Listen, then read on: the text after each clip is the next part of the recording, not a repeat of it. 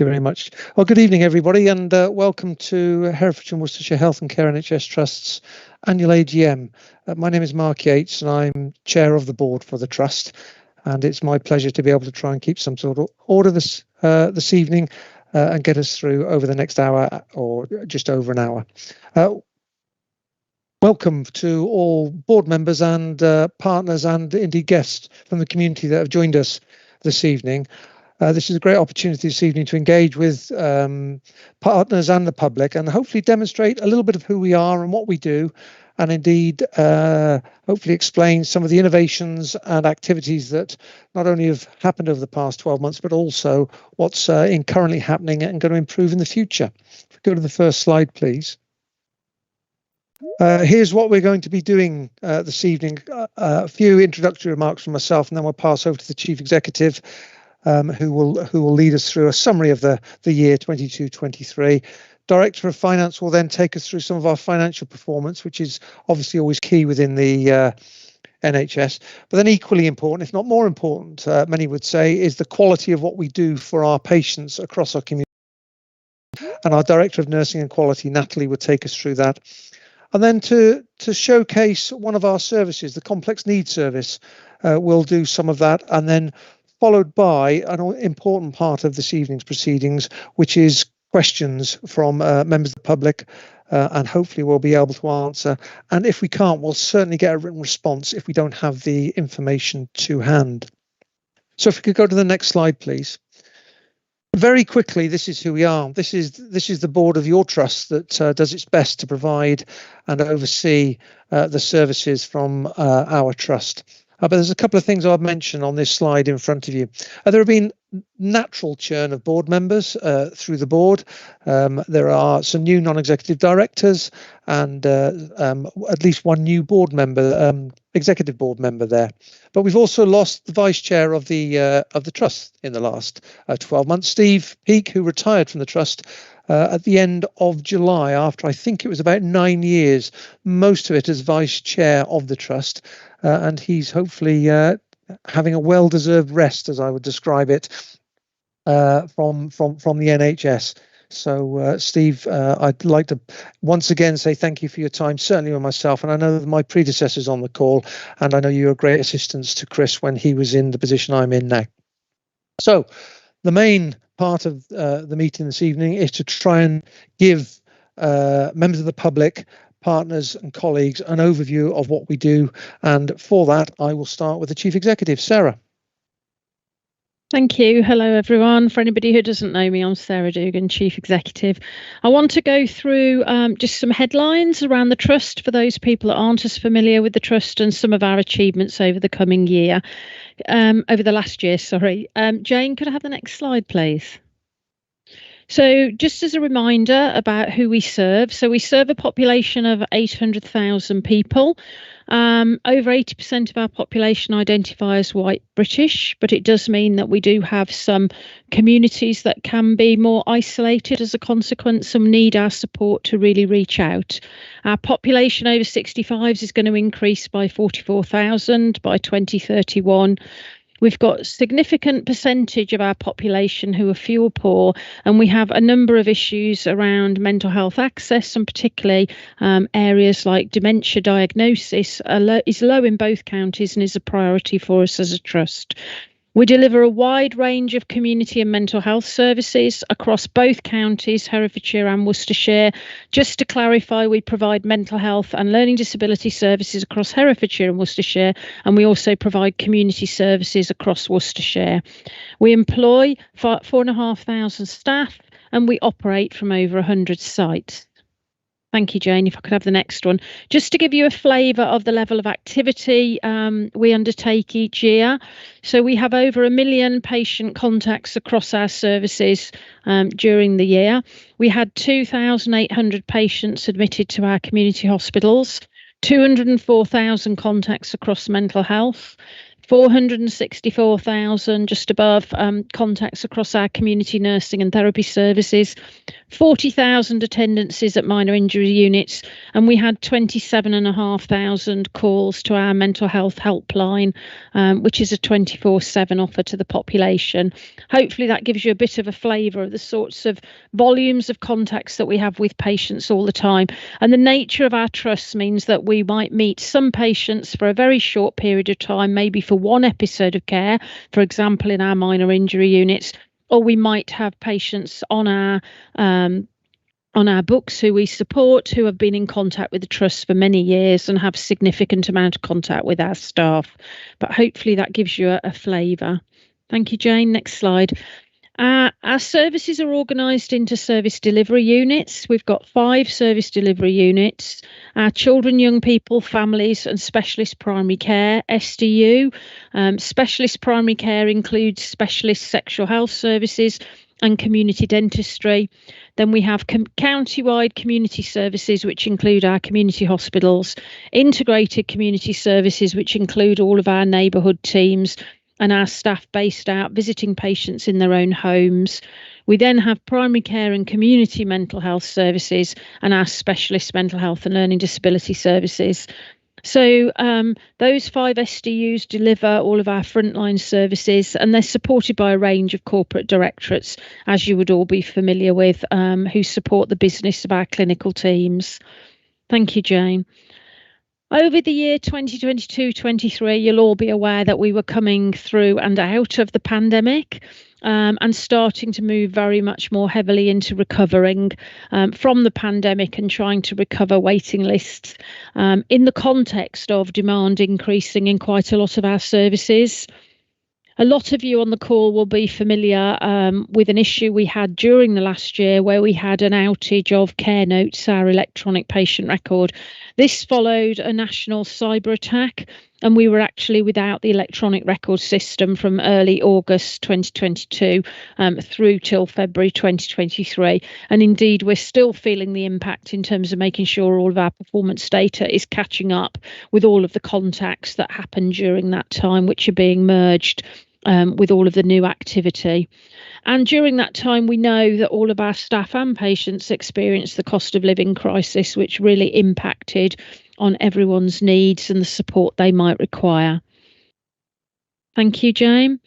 I just want to run through some of our main achievements over the last year, and they're grouped under our strategic objectives. So the first one's improving outcomes and reducing inequalities.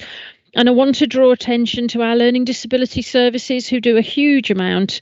They're community-based, and they do a lot around health promotion and prevention for people with a learning disability. I've given the example there around the work they've done enabling women to access routine breast screening. They've also really supported things like the COVID vaccination campaign, making sure people with a learning disability have access to the vaccination. Osborne Court Services, which are children's replacement care for children with a learning disability, were rated as good following Ofsted inspections in March 2023. And we've got a number of staff in the Learning Disability Service who are listed there who've won national awards for their exceptional qualities in nursing. Our dental services have also been doing work around reducing inequalities, and they were recognised by the Royal College of Surgeons annual conference for the work they were doing safeguarding vulnerable patients who were not attending planned dental appointments. Thank you, Jane.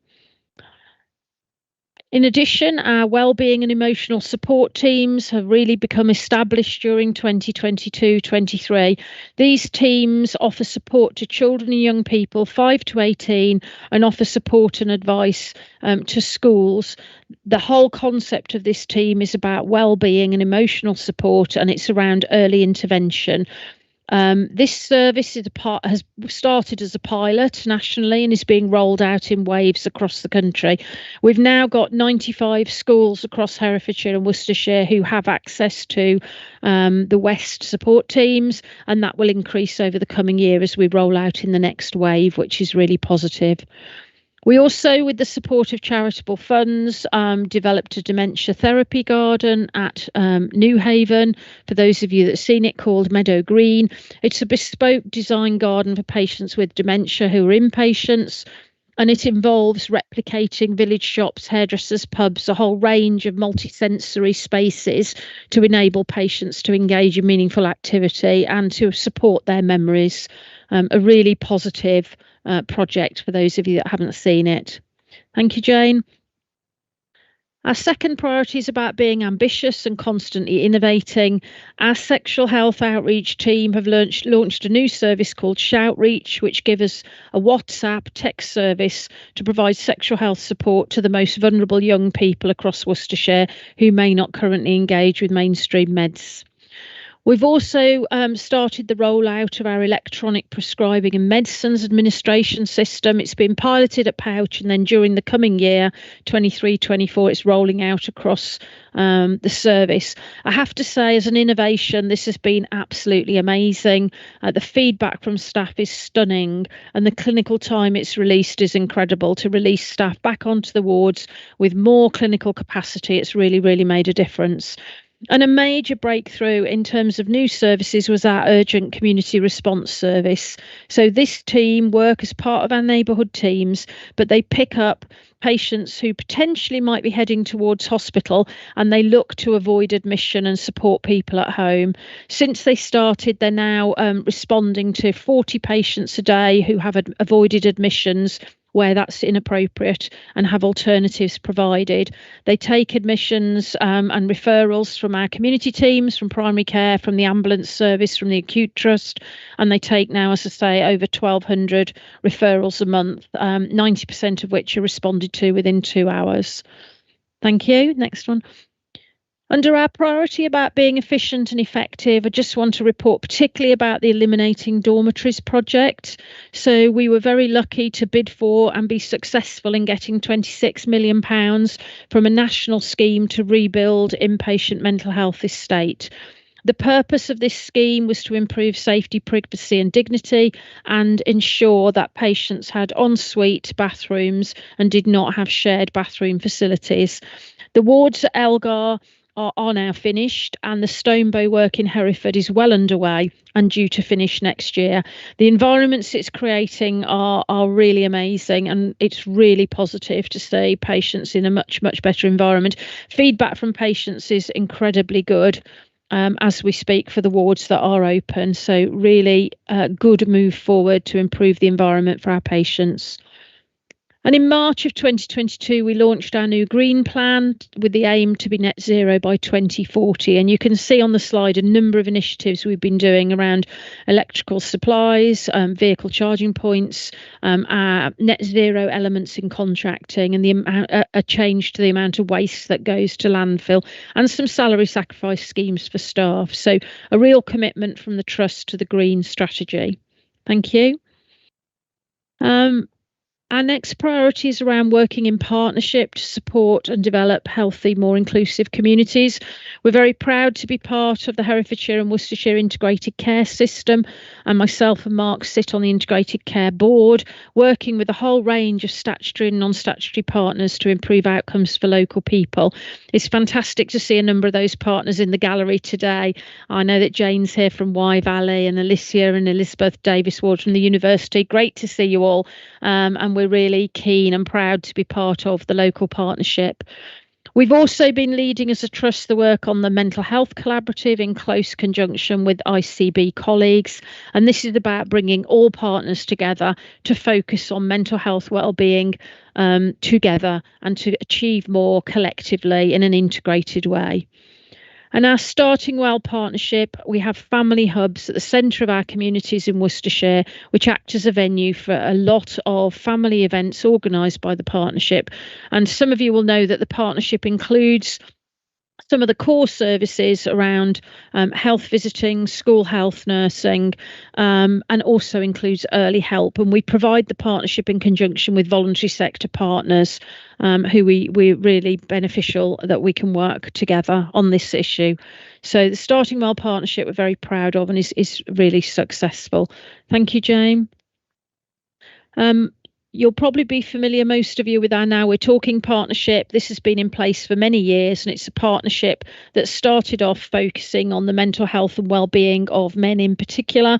It's developed over the years, and it really runs a lot of awareness campaigns around how people can access mental health support, and where to go if you need that support. And it works with local businesses to look at how we can encourage people to talk about mental health in businesses and people who perhaps wouldn't have contact with our services.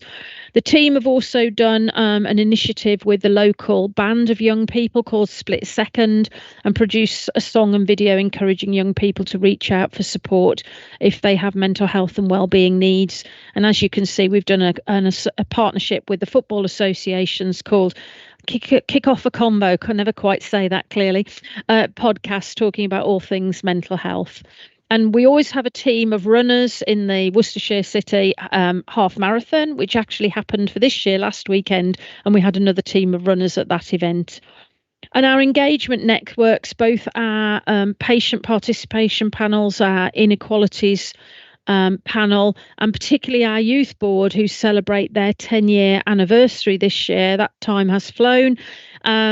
All of our panels and boards play an enormous part in advising and supporting our developments and our achievements as a trust. So a huge thank you to everybody that's involved in those engagement networks. Thank you, Jane. And our final priority is to be a fantastic place to work.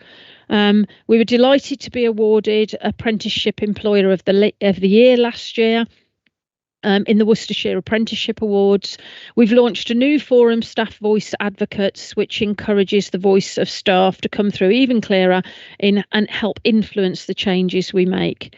We continue to focus on recruitment and retention, and like a lot of partners in the system, we really struggle, particularly in some areas such as qualified nursing within mental health. We try and be as imaginative as we can in all of the initiatives around recruitment, and we're very pleased that we have been part of the Step Into Health programme, which supports members of the armed forces to secure employment within the NHS. And we are keen to continue developing our wellbeing offer for staff. Thank you, Jane. And just finally, we were awarded the National Preceptorship Nursing Interim Quality Mark from NHS England, building on the preceptorship programme we'd already got in place. And we've just received recognition, being awarded silver in the Ministry of Defence Employer Recognition Scheme, which recognises our support as a trust to the armed force community. So lots and lots of amazing things going on the trust, delivered by our amazing staff. We're very proud of them. The year hasn't been easy, as I said at the beginning. We've come through the pandemic. We've had to deal with the care notes issue. We've had a number of challenges over the year, but despite that, our teams have continued to deliver some fantastic work that sets us in a really good place for the coming year. Thank you. I'll hand over to Rob, who's going to cover the financial performance. Thank you, Sarah, and good afternoon, everyone. For those of you who don't know me, I'm Robert Mackey. I'm the Director of Finance, and I've just got a few short slides just to run through the financial performance for us. So, Jane, if you could move us on. First slide up just provides a summary of key measures, statutory and near statutory duties, which I usually run through and provide quite a good summary of what we've managed to achieve in the last year. So first of all, we have a statutory duty to break even, which we did do, and we set a plan that tries to achieve underlying recurrent balance, which I'm pleased to say we did.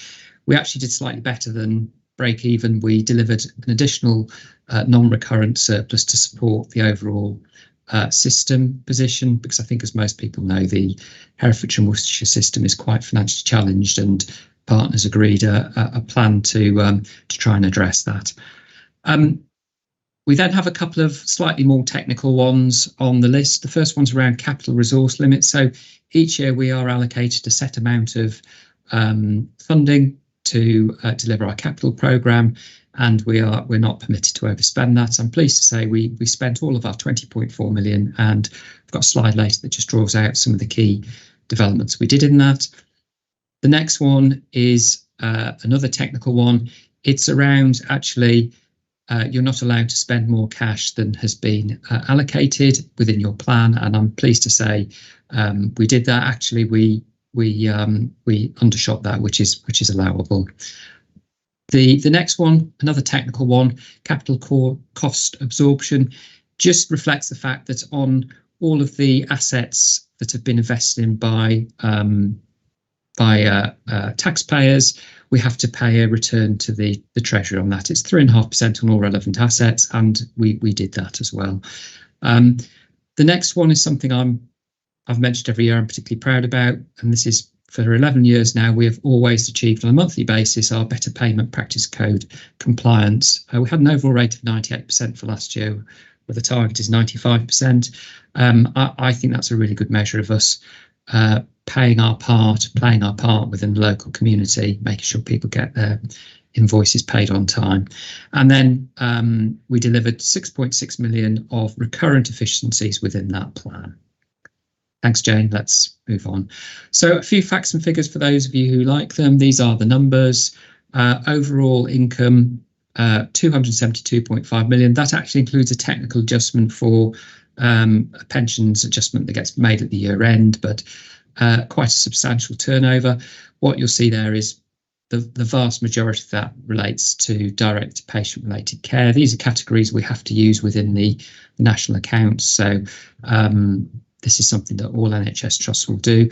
And then what I just draw your attention to is the same thing I tend to draw my people's attention to every year is you'll see from the expenditure that 80% of that, just over, goes on salaries and wages. We are very much a people organisation. We rely on our staff, our great, fantastic staff, to do that work for us. And you see there, actually, 80% of what we spend goes on salaries and the like for staff.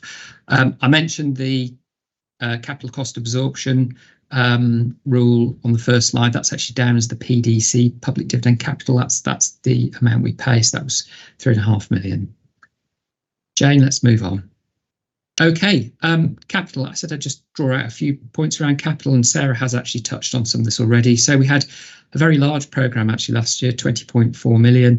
And here we've just got some of the key areas of expenditure within that. So we have our own local estate strategy, which we managed to spend around about 5.3 million on, which was around some developments within Redditch Town Hall in partnership. We're working with the District Council to refurbish and provide accommodation for some of our teams. And as what you'll also see there is aligned to that, Orchard Place, Kidderminster Health Centre, Warndon Child Development Centre, and we had some national monies for year one of mental health urgent and emergency care pathway, where we've provided some upgraded accommodation for liaison services at Worcester. The lion's share was on the dormitories programme, which is a national 3-year programme. Actually, it's going to be spanning into 4 years for us, with completion next year of the Stonebow unit in Herefordshire. And then, as you'll see, other elements, but including 3.3 million on digital. That will ramp up quite significantly from next year, where we have some national monies to allow us to tender for a new electronic patient record system. Okay, Jane, let's move on. And then I've just got a couple of slides which are kind of technical ones, but they're quite important. The Trust Board, as part of what it is required to do, is make representations and self-certify to our auditors that we have plans that allow us to deliver services on a sustainable basis. So effectively, we are a going concern, which most of you may have heard of as a kind of a more national term, but that just sets out the Trust Board is aware of the funding it receives, service it delivers, and it has a sustainable plan to do so. That is checked by the auditors and forms part of their opinion. And Jane, if we just move on to the final slide, I'm pleased to inform you that we received an unqualified audit opinion on all the financial statements. And this is a bit audit jargon, but they identified no significant weaknesses in internal control, which is a set form of words they use. Following the amendments to the Code of Practice in 2020, the value for money part changed slightly, and they are charged with undertaking assessment across the system actually and within organisations across financial sustainability, governance and improving the economy, efficiency and effectiveness. And again, I'm pleased to report that they identified no significant weaknesses in the arrangements for the Trust within that reporting period. And that draws my section to an end. I'm happy to hand over to my colleague Natalie Willits, who will take you through the quality account section. Thanks, Robert. Good afternoon, everyone. So I'm Natalie Willits and I'm the Director of Nursing and Quality.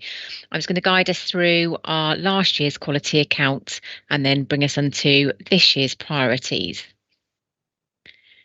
So looking back, our quality account for 22-23 had 5 key priorities. The first was around workforce, and we achieved some success here around a staff voice advocacy, which was a people partnership forum for staff across our organisation to come together, and they guide and advise us about things that are happening in the Trust, how we should move forward, and incentives and initiatives that we might want to consider.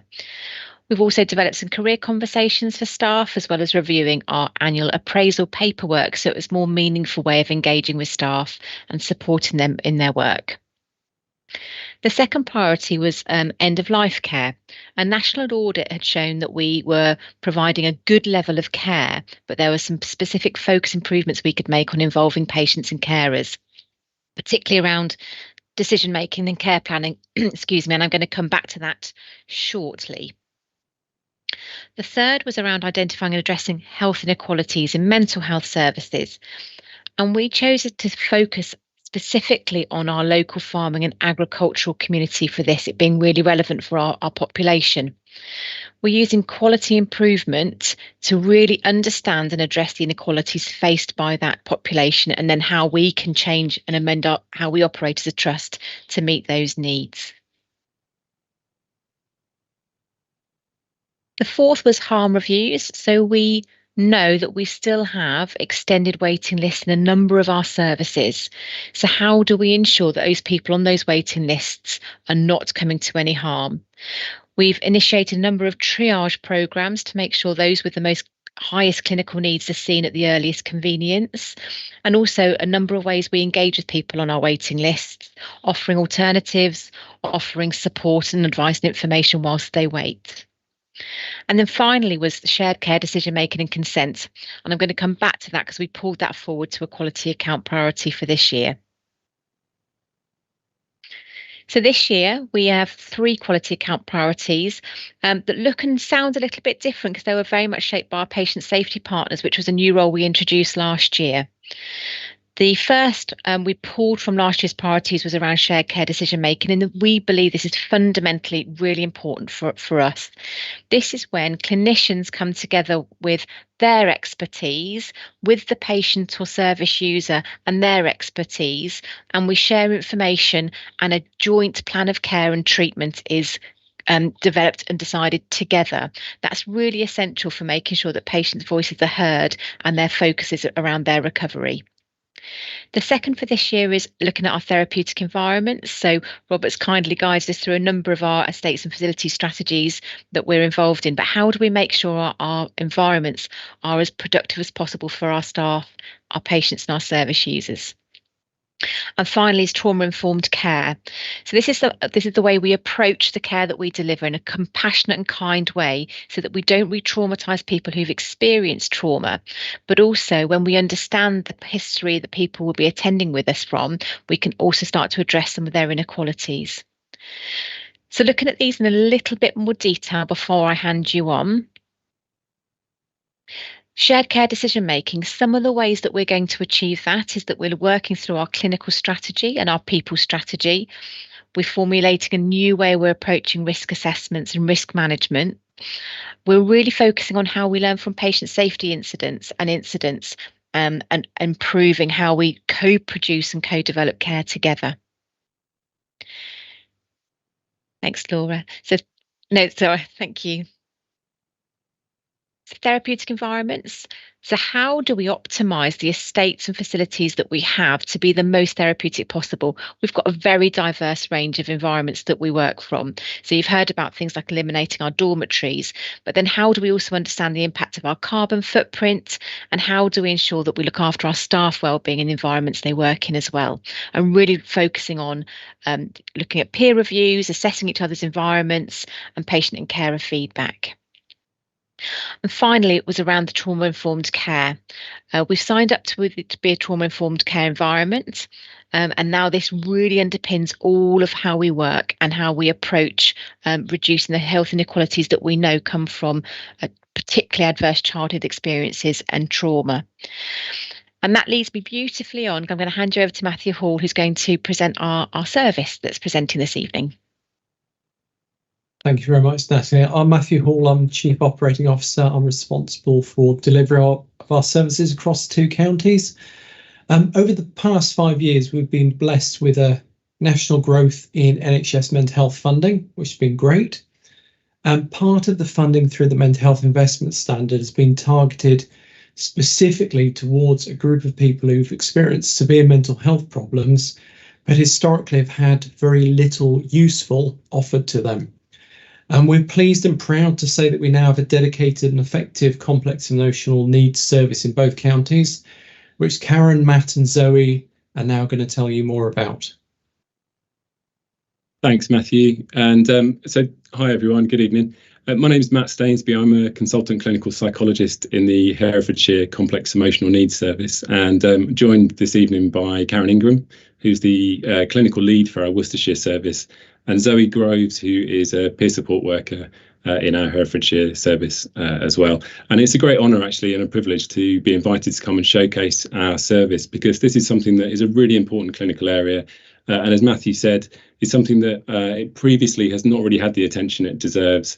And this is something that we really believe in and feel very proud to be a part of. So great to come and to talk about this for you this evening. Next slide, please. So just for clarity and just to be clear, complex emotional needs is a term that is synonymous with personality disorder. So this is a term that people may be more familiar with. But over recent years, this is a term that increasingly we are understanding it's not popular with service users. It's problematic. It's not always a good description of the kind of difficulties people experience. And so the terminology is changing around this, and complex emotional needs really is a term that's not ideal, but nationally is something that we're moving towards as a more common language. Next slide, please. And just to give you a sense, really, of the kind of difficulties that our clients experience, I'm just going to read out a quote that's from somebody who has difficulties in this area, because I think that really brings things alive a little bit more. So imagine the most intense feeling you've ever had in your life. Maybe it's the first time you fell in love, or the worst argument you've ever had with someone you love. The intensity with which you felt these emotions is probably equivalent to what a person with BPD, that's borderline personality disorder, feels on a regular basis. Now multiply that feeling times 10, and that is what a person with BPD considers intense emotion. That is what a fight with a loved one feels like, or how intensely they can feel love for a single person. The emotion can easily become unbearable, which is when the BPD takes control. Your mind, your body are completely taken over, and you end up doing something you regret deeply but have to live with. People will tell you that whatever you did was your fault, and you will believe it, but they don't and can't understand how hard you fought to keep control. It can easily end up feeling hopeless, and you can feel helpless. There is nothing you can do to fix it. You believe you can't get close to anyone because you will love them so much, and they will inevitably hurt you in one way or another, and you will overreact and do or say something that ensures they decide they can't be around you. You are toxic. Your lack of emotional control leads you to damage your relationships, leading people to walk away from you, which exacerbates the abandonment issues that are a part of your disorder. It's a cycle of negativity. And so I think that illustrates really well these 3 kind of areas that many of our clients experience. So, it's a significant, intense emotional instability. So common experiences of emotions that can feel incredibly distressing, incredibly painful. and that can be very reactive to life experiences. And then linked to that, people often feel the need to engage in quite impulsive behaviours, often as a way to find a measure of control, as a way of coping. And that can include things that can be really distressing for them and for other people, such as self-harm or impulsive suicide attempts. And many of our clients experience these on a regular basis. And then linked to that, as you've heard, problems with relationships. So those kinds of difficulties can make close relationships very hard. And many of our clients experience very intense fears of abandonment and a sense that people will leave them. And actually, many people's histories are characterised by repeated, unstable or difficult relationships. Next slide, please. And it's important to mention too that many, in fact, most of our clients have histories of significant trauma. And this is a problem area that is up to 23 times more likely to be associated with trauma than people in the general population, and as much as 3 times as likely to be associated with traumatic histories as people who experience other types of mental health problems. And so our clients are very often having to deal with very difficult memories, very difficult histories, on top of the intense problems they experience in day-to-day life now. So I'm going to hand over to Karen, who is going to tell you a little bit more about what our services actually look like and what they consist of. So next slide, please. Hello, everyone.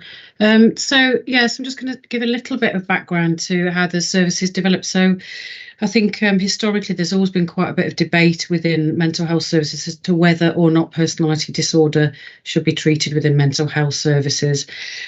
And this is really because it's more of a developmental disorder rather than something we would see specifically as an illness. And in 2003, a paper came out that was called No Longer a Diagnosis of Exclusion. It was specifically around personality disorder. So these services within Herefordshire and Worcestershire were set up, and in 2019 in Worcestershire we set up the complex needs service, and then the year after Herefordshire set up the complex emotional needs service to work with people who have the difficulties that Matt's just previously described.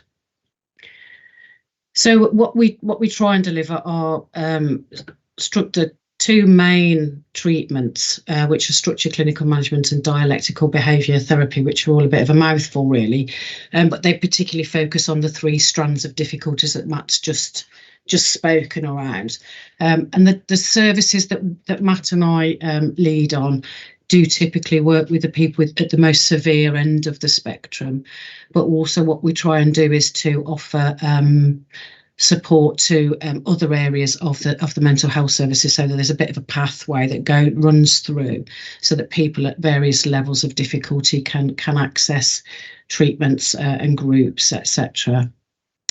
And nationally, with the transformation work, this evolvement around working with people with personality disorder or complex emotional needs, whichever one you want to call it, has increased. So every area now should have a service that caters towards this patient group. Next slide, please. So within the teams that Matt and I manage, we've got the multidisciplinary team, and they include nurses, occupational therapists, social workers, consultants, psychotherapists and consultant psychiatrists, nurses and psychologists. And what we do is we work with people completely collaborative, actually. This isn't a treatment that can be done unto somebody. People that come into the service have to really commit themselves to want to do the work, and it is really hard work for them, because we're asking people to really make fundamental changes and change in the way they think and the patterns of behaviour, in terms of particularly trying to reduce their life-threatening behaviours. They are a particularly high-risk patient group to work with, and it's difficult work for patients and for staff as well.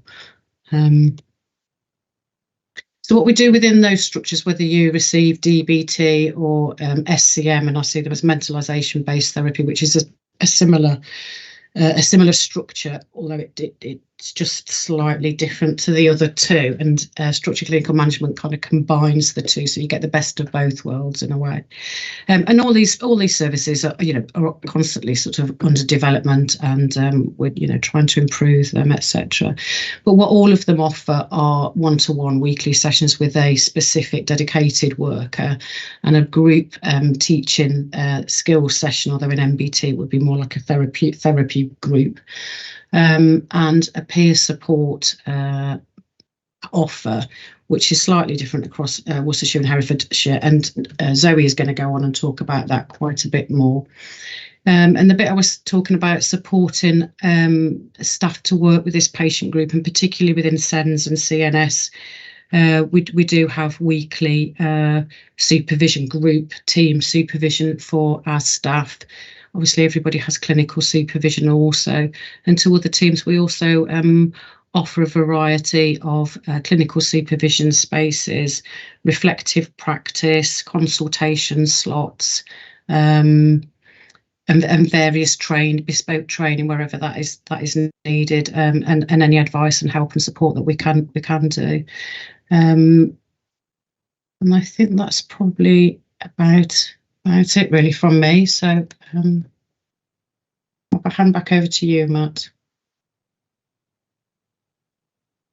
Thanks, Karen. So so really we represent the specialist services in each county, and as Karen mentioned, we tend to see people who have the highest level of need in this area. And yet there's a recognition too that this is a client group that can extend all the way from relatively mild difficulties, or still significant, all the way through to the top level of care. And so this slide really is just to emphasise that, as well as us being specialist services, what we're also trying to do is help support other mental health services to deliver a high quality of care than would have been available previously, from standalone interventions for people with relatively milder but still very significant problems, through to supporting colleagues in our community mental health teams, and then with the specialist services that we represent at the top as well. So that's really, really important that we're broadening out to the full population. And then lastly, I'd like to hand over to Zoe, who I think this is probably one of the things we'd like to sing loudest about that we offer within services. So Zoe, if I can hand it over to you, that would be great. Yeah, hi, thank you, Matt. So I work as a peer support worker for the complex emotional needs team, and I was just going to kind of explain a little bit about what we offer, but also why being a peer support worker can help somebody in their recovery as well. So it's myself and my colleague Olivia, and we work together offering a mixture of one-to-one and group work. So as a peer support worker, we are able to use our living experience of our diagnosis to be able to support clients, not just within the complex emotional needs service, but in the wider neighbourhood team as well. So it feels quite new for mental health services, but it's exciting to be able to be in a role where you can share your experience and still be living alongside that experience at the same time. So what we're able to do is we offer people a 6-week group where we're able to share sort of our experience of how we've managed being diagnosed with a personality disorder, and offer some sort of realistic stories of hope and coping strategies for people, but from a living experience perspective. We also offer some one-to-one sessions in that time as well, to kind of get to know our clients, see if they might want to come to a group, and encourage that sort of confidence to get them into a group setting. One thing that we're really passionate about is sort of knowing how difficult it is for our client group to be discharged from services. So personally, one thing I really struggle with is endings, and to be told you get 6 weeks or 6 sessions and then that's it. It is really hard because you form those attachments to the clients, but also to staff as well. So we offer open-ended support. So every Monday we offer a drop-in service for anybody that's ever come into contact with us at Mind in regards to the complex emotional needs service, and they can come in and see us. They don't have to come every week. They can come flexibly around when suits them. We've got people that have been on our caseload for nearly a year and a half, and they regularly come on a Monday just to check in, see how they're doing, and sort of be able to share some news about what's been going on with them. One thing that peer support can also offer is we definitely sort of champion calling it living experience. So I've tried to sort of change that terminology around, because living experience, we are living with that experience. We still carry that diagnosis, but we're able to kind of offer NHS staff and colleagues a real perspective of what we've been through and how that could support others. We don't kind of go, you know, everything's great, everything's fine. We offer that realistic perspective that, you know, it's about learning to live alongside that trauma and what we've been through. We also like to sort of champion changing these attitudes and stigmas attached to a personality disorder label. So I can sit in meetings and hear, you know, that I might be, people with our diagnosis might be manipulative or difficult, the sort of the older terminology that was associated with that diagnosis. And we really try and stand up for our people, as we call it, and actually challenge some of those out-of-date views. Next slide, please. And a bit of a kind of personal bit about how being a peer support worker has actually helped my recovery journey. I think there's something about having our voices heard and our stories valued by services. I didn't think I'd ever be in a role where I could be encouraged to talk about my own opinion, and that shapes services and really matter. I think there's something around sort of supporting other people who have been through similar things to me, and seeing improvement within their lives. We're really passionate about creating like these safe spaces for people that have been through trauma. And we like to kind of hear what works well for people and shape it around that. So even though me and Olivia have built this little part of this service, a lot of it is built from what people want to see and what's helpful for them. And I think for us, you know, confidence can be a really difficult thing, and actually being recognised by other teams and having positive feedback has really kind of boosted us, I guess, professionally, but also personally as well. And Matt and Holly in Hereford have been amazing at, you know, giving us a space to be able to speak out against views. So they've, you know, given us lots of opportunities that we're really sort of blessed and grateful for. I would really like encourage anybody that's got a living or a lived experience of a diagnosis, even if, you know, they've cared for somebody or don't have that experience directly, to consider peer support. It's incredibly valuable, and it really makes your own experience matter, and it's incredibly powerful within your own recovery. I think that's it now. I will hand over to whoever's next.